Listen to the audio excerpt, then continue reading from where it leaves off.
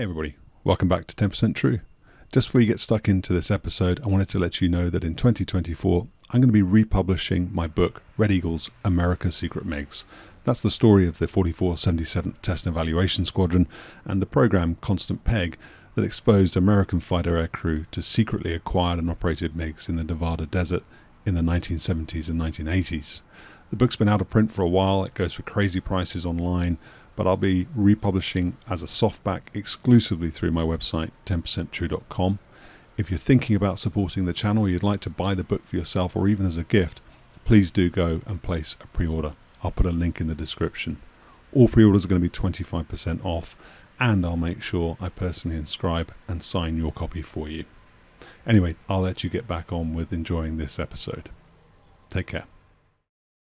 We're playing the shell game, and the boss is on the tanker, and when he gets off the tanker, his lights go off, and he just drops down.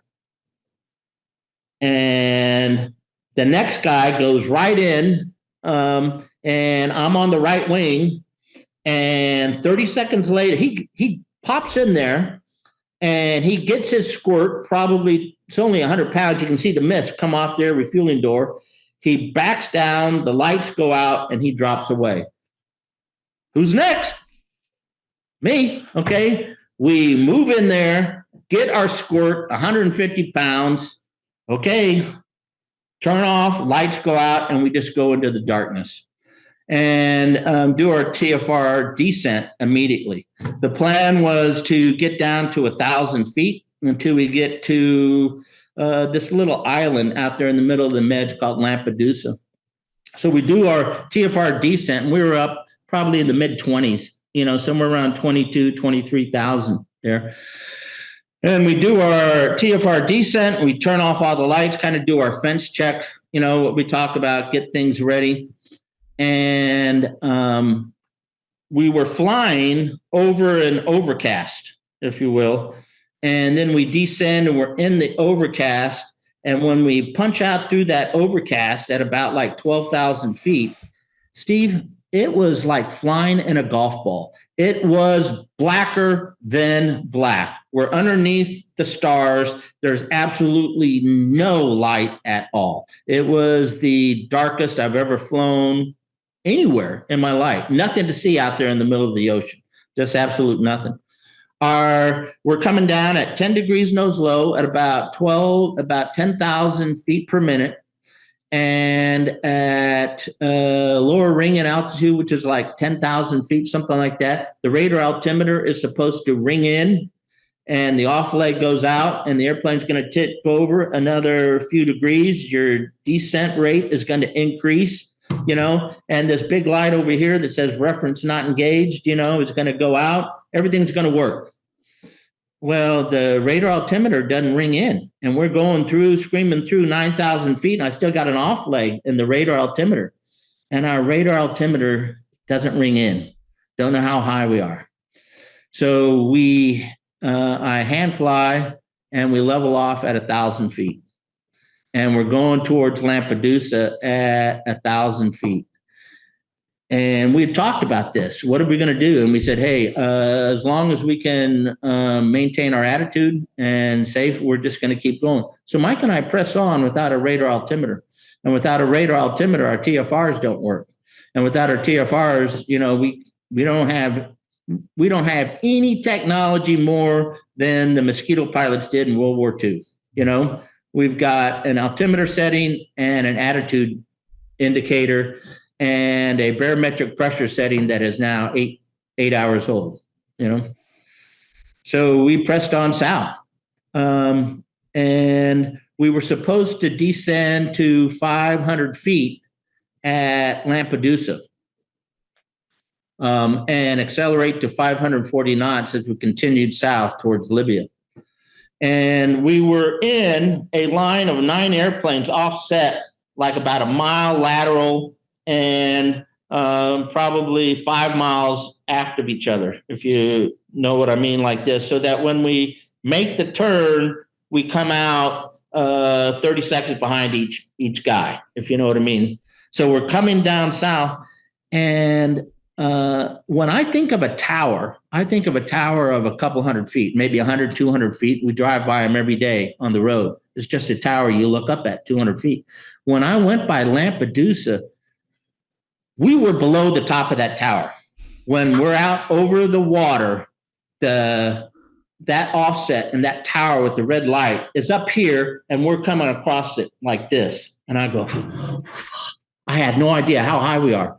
I don't know how high. If we are 100 feet off the water, 500 feet, or 1,000 feet.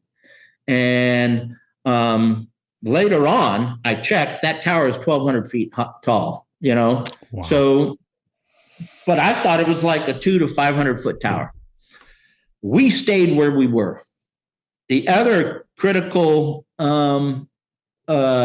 decision my Wizzo made is we had a tight system, really good. He didn't have to do anything when we approached Gibraltar. The system was right on the turn point.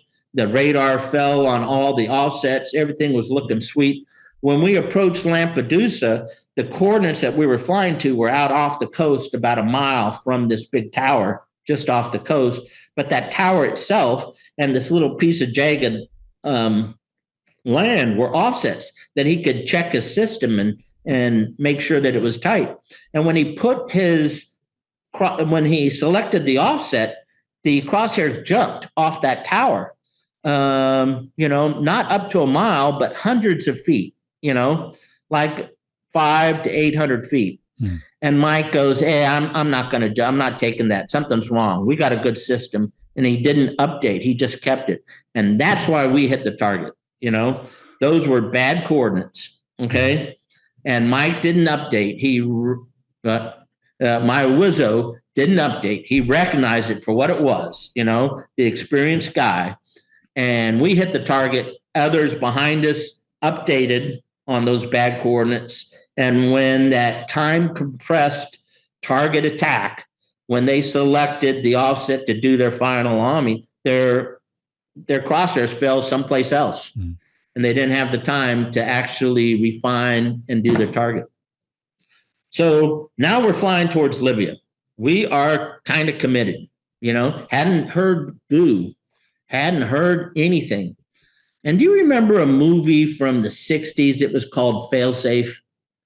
And it was about an American bomber crew that accidentally gets executed and is going against the Soviet Union. And the president is Henry Fonda. And everyone is trying to get word to turn this bomber crew back.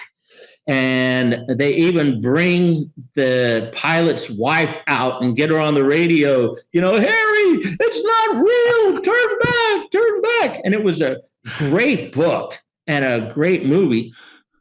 I'm afraid, in spite of the indicators, I'm the only one out here.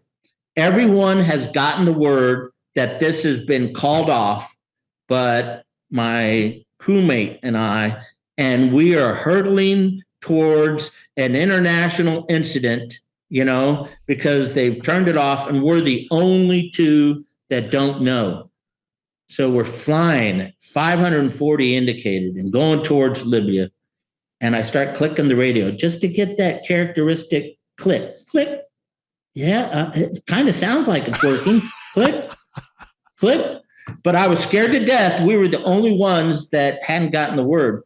The first thing that I heard is when we got to the IP and we shift and we're going now towards Tripoli, I can see now the lights and the glow of the city in the horizon as we're approaching it.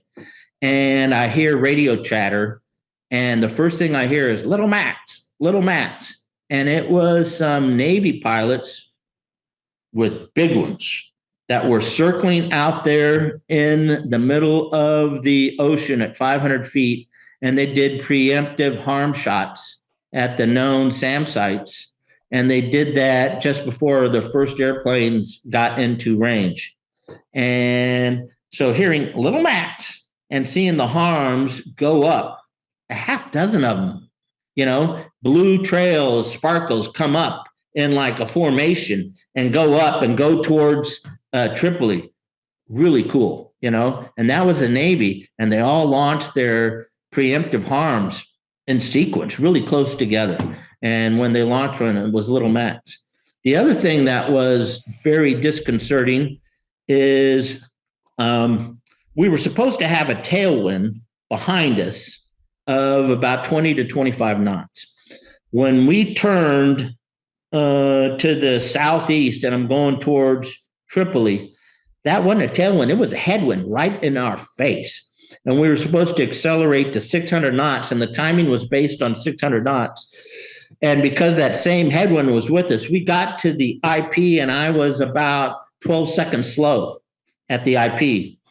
So I turned and we accelerated, and I put it into middle power. And my plan was to try to get to 30 knots faster, 630. But we're still, I can see our ground speed indicator. I'm not getting fast enough. So I said, hey, Mike, I got to use the afterburner.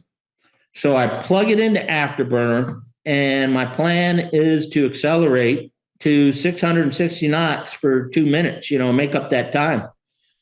That jet just lurched immediately when you put it in afterburner. It wanted to go faster. It wanted to do 700 knots. It wanted to do 720. It wanted to go really fast. And we got thrown in our seats.